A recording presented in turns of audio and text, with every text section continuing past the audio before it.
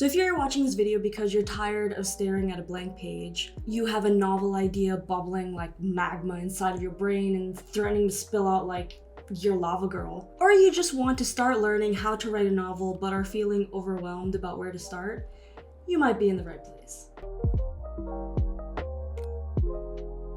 There are 3 components to starting a book: your mindset, laying the groundwork before you even begin writing, and starting the first chapter. Those are the 3 fundamental elements you need to start your book. Now, it's not as easy as it sounds. There is a lot of preparation that goes into writing a book. There is a lot of research, a lot of crying, a lot of anxiety, a lot of perfectionism, a lot of imposter syndrome, because who are you to write a book? And if you don't feel that way, then kudos. But I definitely struggled with feeling like, who is going to want to read my novel? But writing a book isn't about the reader, honestly, which is ironic to say because you're writing a book and the reader is going to be reading it. So obviously they play a role, but it's not the most important role, because you're the one writing the book. You're the one creating this universe in whatever kind of genre you're trying to work within, or maybe even break boundaries of the genres. You're trying to do something that nobody else has done before because it's completely from your own mind, which is an awesome thing. Hopefully this video will help you get started, and yeah, let's get into it. So I'm gonna break this video up into 3 parts for the sake of your time and my time, because I have a toddler who's napping right now and I have no idea when he's gonna wake up. It could be in the next 30 minutes, it can be in an hour and a half. Let's pray for the latter. So yeah, 3 parts. Your mindset when you start the book is super important, because you need to have faith in yourself and in the story that you're going to write. Even if you make mistakes along the way, the story will write itself. And I know that sounds a bit cliche, but it's true. A lot of times in writing, and this varies from writer to writer, you know, some writers like to be very strict in sticking to an outline that they've created. Other writers just prefer to just start writing and see what happens. A lot of writers like character-driven narrations where the characters are the ones who decide what happens. I used to be able to write like that, not anymore, but the core concept is the same. Treat the story like a living, breathing human being inside your brain who is trying to write a biography.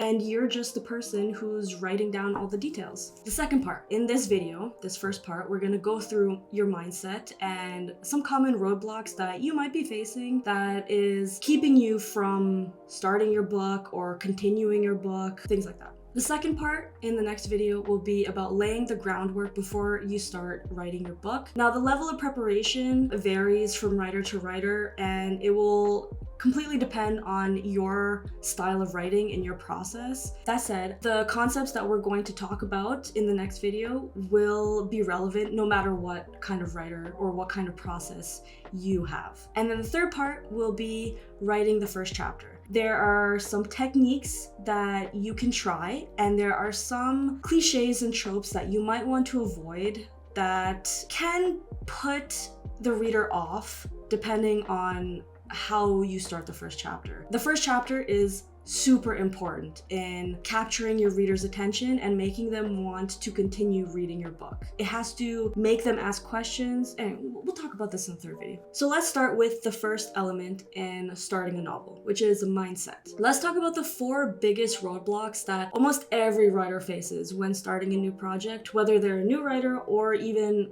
a super experienced, accomplished one. The blank page paralysis. It is that overwhelming feeling when you open a new document and the cursor is just blinking at you like the eye of Sauron, except it's just blinking. This feeling is often rooted in the pressure that we put on ourselves to write something perfect right away. And this has roots in perfectionism, which I'll talk about in the second roadblock. Now, it's hard to overcome this feeling because you're just staring at the blank page and you're thinking, okay, I'm gonna start with this sentence. No, this is not right. Okay, I'm gonna delete it and start over. I'm gonna delete it, start over. And it's like this cyclical torture that you put yourself through because you feel like the first sentence has to be perfect. Yes, the first sentence does need to be perfect, but not in your first draft. Your first draft is where you're allowed to make mistakes. And this is going to be a big point I want to stress throughout this video specifically. The first draft, when you start a novel, don't aim for perfection. Aim for quantity. Don't aim for quality, aim for quantity over quality. Aim for words, as many words as you can write that you can then edit down and polish and refine in the second draft of that book. So what are some things that you can do to help get some words onto that blank page? You can do a 5-minute free writing exercise of anything that pops into your head. I feel like this is a good practice to follow anytime you start writing, whether you're starting a new book or continuing to work on an existing draft, because it helps clear out that thought trash that's in your brain, and it will help you focus on what's actually relevant to your story. This will also help you get some ideas potentially for your story, and we will talk about this in the next video as well, about brain dumping. Another thing that you can try is to start writing down potential plot points that you want to happen in your story. This will form the basis of your outline. It doesn't need to be a full outline, but it can just be you writing down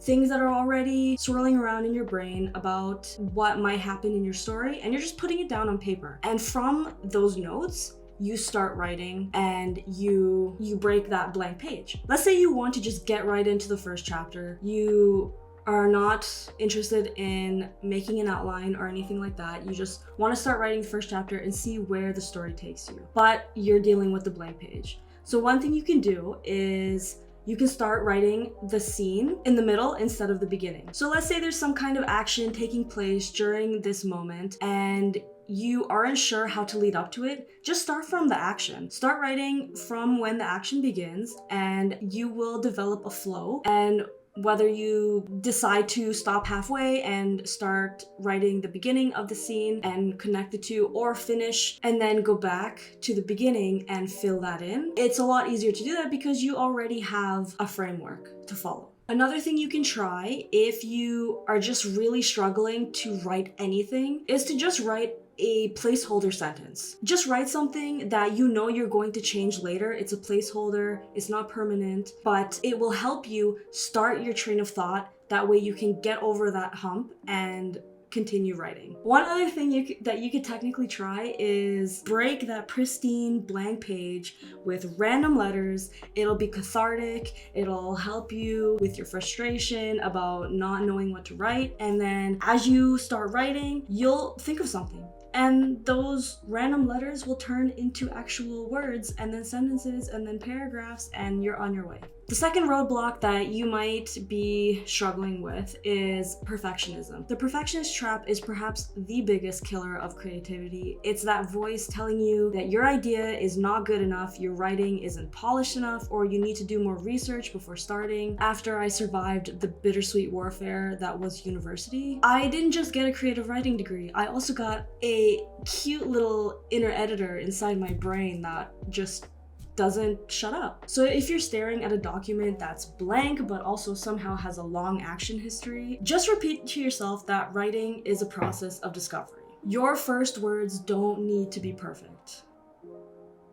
Sorry, I'm serious. Say it out loud, or in your head if you're in public. So what are some ways that you can overcome this feeling of perfectionism? One thing you can do is when you're starting a first draft, you can disable your backspace key. Turn your keyboard into a typewriter and forbid yourself from using the backspace key at any and all times. Another thing you can try, which has actually worked for me, it helped me complete my first draft for a different novel, is writing in Comic Sans font. I don't know how popular this idea is, but I saw it on Pinterest once and I tried it out, and it actually does help because the font is not serious at all. It is very wavy, loosey, curvy. It somehow takes some of the pressure off of being perfect. Another thing you can try is using speech to text when you're writing or outlining or anything like that. This will help you bypass your internal editor because you're basically speaking from brain to mouth There is no editor here. The point is that you get the initial ideas out without an editor. Now, the third roadblock is something that I kind of touched on earlier, and it is having an overwhelming amount of ideas in your head and you have no idea where to begin or even what story to start with. Idea overwhelm happens when you have too many story concepts competing for attention. Maybe you have a character from one idea that would work perfectly in another story, or multiple plot threads that could weave together. This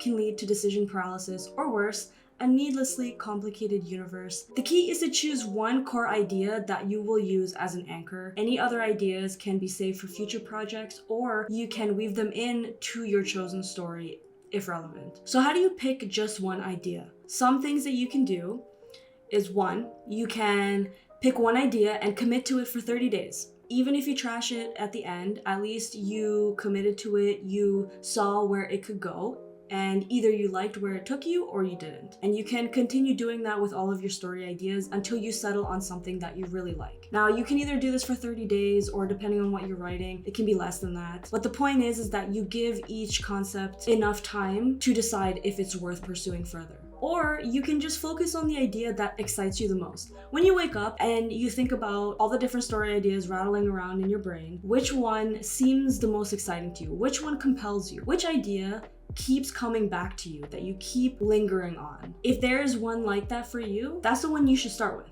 Another thing you might be grappling with is wondering, where do you start in your story? When you're trying to find the perfect opening scene, it's easy to get stuck thinking that you need to start with backstory or world building, when really the best way to find your starting point is to identify your story's inciting incident. Now, that's that crucial moment that sets your story in motion. For example, my current work in progress is a sci-fi fantasy novel that's set in an apocalyptic setting. I struggled a lot to decide if I wanted to start the story from the moment the event happened or immediately after it happened. And then I realized that the only reason I wanted to do it immediately was because it was an easy opportunity for backstory and exposition. The thing is, no one wants to read backstory on the first chapter. They have no reason to be invested in learning about the history of characters that they don't even know yet. They have no reason to care. So now my novel opens at a much more interesting scene that will pull the readers in, have them asking questions, what's going on and why, and it's only answering it on a need-to-know basis where they need to continue reading in order to find out more. There are plenty of chances for exposition and backstory later on in your story. There's no room for it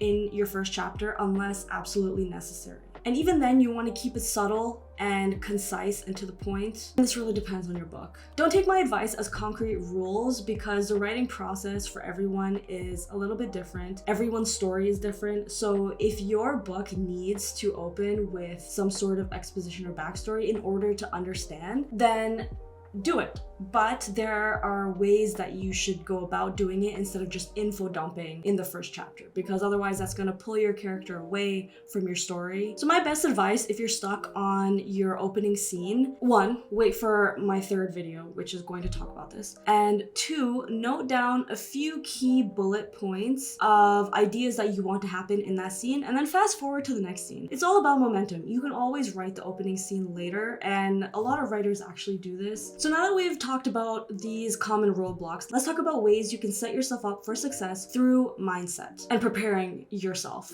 for the project that you're about to undertake. Writing a novel is a marathon, not a sprint, and your mindset is just as important as your writing skill. Look, inspiration is wonderful when it eventually hits you. Most successful writers don't wait for it. They develop routines and systems that help them write consistently regardless of how they feel. At first, sticking to a routine is hard, especially if you're feeling like crap because you went to bed at 2 a.m. despite knowing that your toddler is gonna slap you awake at 7 a.m. sharp. First of all, go to bed earlier. Second, if you stick to a routine, over time, your body will adapt to it and you will find it easier and easier to start writing during that time. Think of it like the artsy version of the ghrelin hormone. Creating a productive writing environment doesn't mean that you need the perfect setup. It means establishing a space, whether it's digital or physical, where your brain knows that it's time to write. This could be a specific location in your home, a music playlist that gets you in the mood, the writing mood. A simple pre-writing ritual such as brewing a cup of tea and doing a quick prompt exercise before you start. Sometimes I like to do a stream of conscious exercise where I write a short story within 5 minutes, and basic tools that help you organize your thoughts such as notebooks, note-taking apps, or word processors. The most important aspect of preparation is accepting that writing is rewriting. It doesn't matter how much you hate going back and editing your first draft. Your first draft is about discovery. You're finding your story, you're understanding your characters, and you're building your world. Everything can be refined later. Unless you're an inspired writer that can churn out first drafts like Mozart, then why are you watching this video? For me, a productive writing environment means sneaking away from everyone else into my hidey hole, a clean desk with only my writing essentials on it, something to drink and snack on, my headphones, and a blanket because my husband is Olaf and he'll melt if I turn up the thermostat. So let's talk a little bit more about mindset and perfectionism and anxiety and imposter syndrome and all of the great other feelings that come with those feelings. A wise colleague once told me that writers are people who write, plain and simple. That is something that I want you to take away from this video since I'm wrapping it up now. If you're writing a book, it makes you a writer. Even if it's not perfect, you're still a writer. Even if you scrap your first chapter 10 times before you finally land on one that you're kind of okay with, you're still a writer. Actually, that makes you even more of a writer. Writers are the ultimate receptacle of imposter syndrome. You're putting a piece of yourself out there and having the world judge it. That is pretty brave. And if you're still, regardless of this fact, willing to take a step into making a book, you're a writer. It is normal to feel hesitant and anxious about what you're about to pen down. That is part of every process. I'm still like that, even though I've been writing for many years, especially if you're starting out for the first time. Enjoy the process, because discovering your passion for writing and storytelling is an amazing thing. I discovered mine when I was a little kid, and I have held on to it for so long, for so many years, even though it has not made me any money. It is just one of those things that you just need to do because you're a writer, and writers write. So now that we've established at length that you're a writer and you must write your story, whether you want to or not, here's a cheat sheet of things that you can do to combat the roadblocks that we talked about in this video. It'll include some of the suggestions I already outlined, and it'll include some new ones, and it'll basically help you get into the right mindset. Get it? You get it? So like I said, in the interest of your time and my kids' time, I'll end this first part here. We covered some major roadblocks that you might be facing, some ways that you can overcome them, and basically how to prepare your mindset and get into the right mindset so that you can start writing and face any hesitation you might be feeling. Print out those cheat sheets, stick them somewhere visible, and let them remind you that writer's block is not permanent. In the next video, we will talk about the actual process of developing your story idea, laying the groundwork regardless of your writing process, and road mapping your story so that you can turn it into a proper narrative. I hope you enjoyed this video. Please like and subscribe. This is my first video, so it would really help. And also comment what your biggest writing challenge is. See you in the next chapter.